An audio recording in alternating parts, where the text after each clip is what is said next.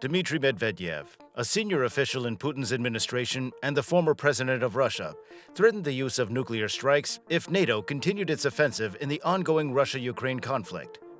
The US and other European countries have been steadfast in their support of Ukraine and NATO and have time and again provided military aid to assist Ukraine in winning the war. Conversely, however, according to a report, Russia exports and has continued to export nuclear-related technology to Europe and the United States, even after the war began. Just in the year 2022, it was reported that the exports amounted to $1.2 billion from Russia to the US and France. Does this not sound paradoxical? We have heard repeatedly that the US and other Western countries vow to reduce their dependence on Russia. How are the US and European countries continuing to import nuclear-related technology from Russia, but engaging in nuclear war rhetoric at the same time? And why do they continue to depend on Russia for nuclear-related technology? A situation embroiled in technical know-how, bureaucratic red tape, and geopolitical treaties can give rise to such a situation. Let us understand how it all plays out. Before we get into the thick of the situation, how about we get a basic understanding of nuclear technology and the role of uranium? Nuclear technology can be difficult to understand. Let us break it down into sections and understand how the trade of nuclear technology and its components can have an impact on geopolitics, economics, and even local communities. 1. Nuclear technology. How does it work? Many people are familiar with nuclear technology, which has advantages as well as disadvantages. Positively, it provides the generation of electricity and clean power. Notwithstanding these advantages, the World War II bombs of Hiroshima and Nagasaki serve as a reminder of the devastation that nuclear technology is capable of.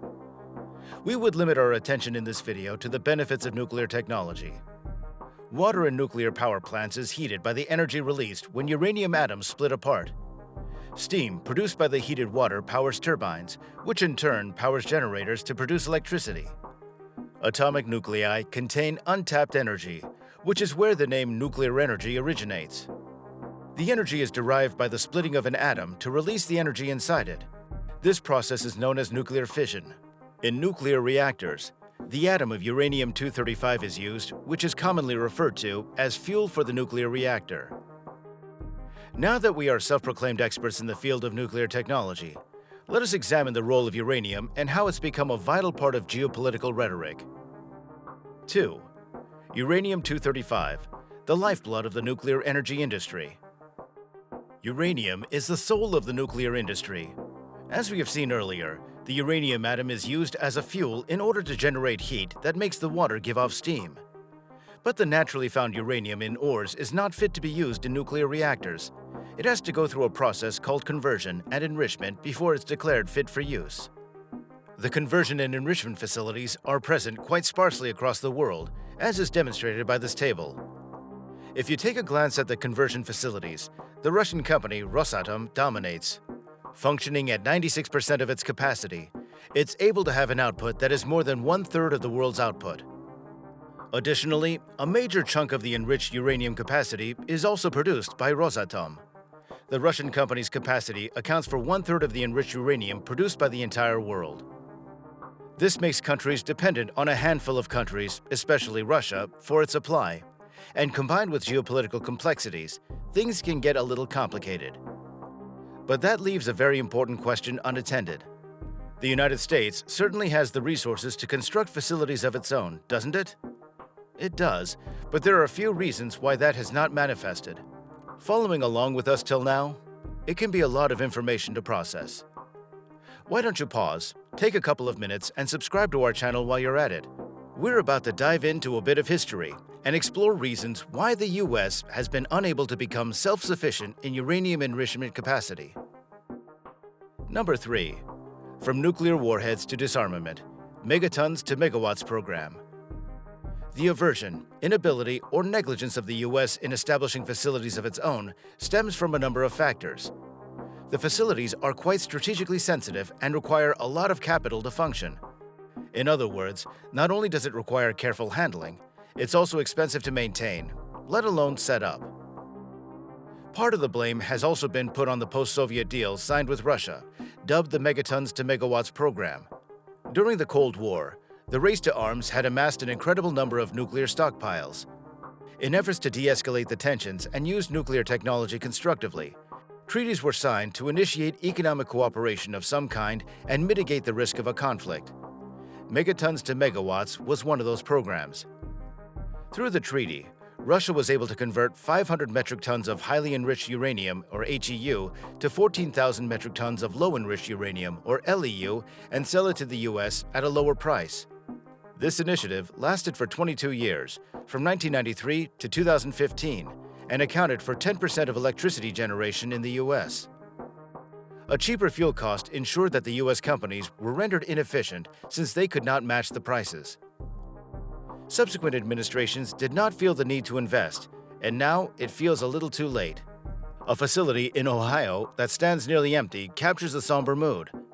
A report by the New York Times states that the company that operates the Ohio plant says that it would take a decade to match Rosatom's output, indicating that it's not an easy fix. Number 4. The predicament of the US. So what are the possible solutions the US and the rest of the world can devise to reduce their dependence on Russia? Russian President Vladimir Putin has been known to use energy as an instrument in times of war, and there's no guarantee that he may not do the same with nuclear-related technology and fuel.